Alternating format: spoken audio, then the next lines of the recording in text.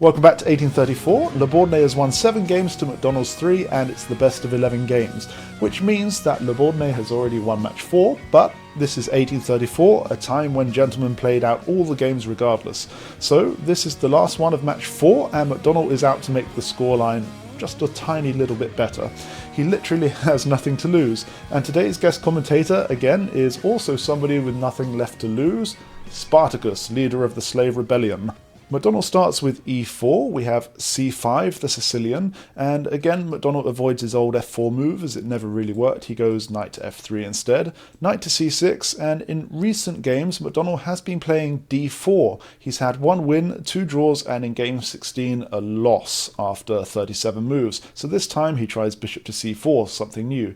e6 from Le Bourdonnais, and McDonnell continues to develop. And likewise from Le Bourdonnais, but here McDonnell takes the opportunity to push e5 and attack this horse. But Le Bourdonnais just attacks the bishop right back. Spartacus says that maybe keeping your bishop free just a little bit longer and holding back would be good, but Mad Mac wants to go on the attack, so he captures the knight and that bishop is sent straight back into slavery. The pawn keeps going and the bishop captures it back, so Le Bourdonnais' kingside is kind of wrecked, so he's not going to be castling there anytime soon. McDonnell carries on with knight to e4 and we have queen to d5 attacking the undefended knight.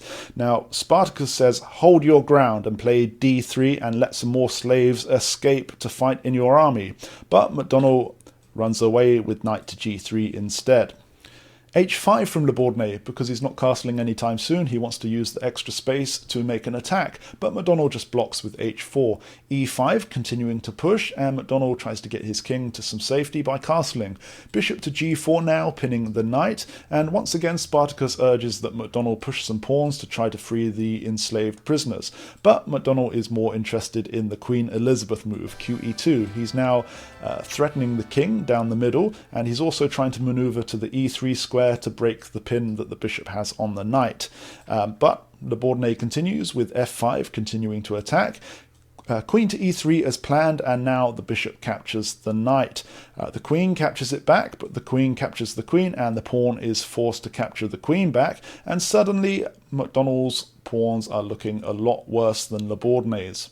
Knight to d4, and now McDonnell has to choose which of these 2 pawns he wants to save. He quickly realises that if he pushes c3 to try to save the c pawn, threaten the knight's capturing this one with check, and after the king moves, he's losing a second pawn, and on top of that, Le Bourdonnais has a passed pawn on the wing. So on balance, McDonnell decides, okay, I am going to save the f pawn and defends with the king. So the knight captures, and it also threatens the rook, so the rook moves aside, and the knight retreats back to d4. McDonnell decides he's finally going to do something about the trapped bishop and pushes the b pawn, so we have a pawn exchange on b3, and Le Bourdonnais castles long on the queen's side. Now, unfortunately for McDonnell, his men are looking very ragged. He's got 4 separate pawn islands, whereas Le Bourdonnais' pawns are much more disciplined. Spartacus says, "Fear not, fortune favours the bold. She also favours those who press forward with a sense of purpose when faced with insurmountable odds." So McDonnell plays d3. Le Bourdonnais thinks he's having a laugh, and he plays bishop to f6, bringing his men forward. f4, continuing to push forward with the ragged band of men, and Le Bourdonnais brings his rook over to x-ray the king. Spartacus says, "The time for cowering back is over. Fight proudly like a free man. Capture the pawn." But McDonnell runs for cover, and Le Bourdonnais captures the pawn himself, and the bishop captures back, and now Le Bourdonnais embeds his rook deep in McDonnell's position. McDonnell says, "I can do that just as good as you," and plays his bishop to g5, but Le Bourdonnais captures it, the pawn captures back, and now there's no way that McDonnell can save the g-pawn. Le Bourdonnais carries on with knight to e6, now he's threatening the pawn twice, and there's absolutely zero that McDonnell can do to save this.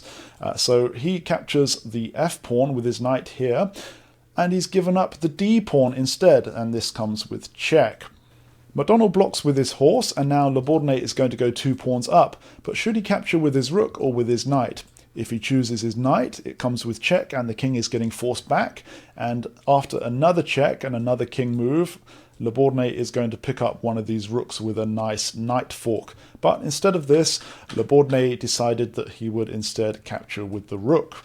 McDonnell continues to push his dwindling supply of men forward with b4, but it's not really doing anything. We have rook to d4, and now he captures on c5. The rook captures back, and now McDonnell plays rook to c1, pinning the rook, but Le Bourdonnais is fine with this. He is winning. He is happy to exchange.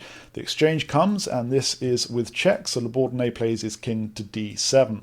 And it looks inevitable that Le Bourdonnais is going to march his legions down the side of the board towards victory. Spartacus says, "They outnumber us, but our spirit cannot be quantified and our will never broken." So McDonnell played king to g2 and promptly resigned. Spartacus says, "There's no shame in falling to a greater opponent, but Jupiter's clock, that must be a typo, to fall without defiance, that is a disgrace." So Le Bourdonnais wins match 4, the final score being 8-3. Yes, McDonnell got absolutely crucified this time, but we know he can do better. And so did he, because he once again asked for a rematch and Le Bourdonnais agreed. So I will see you again once more for match 5. See you again soon.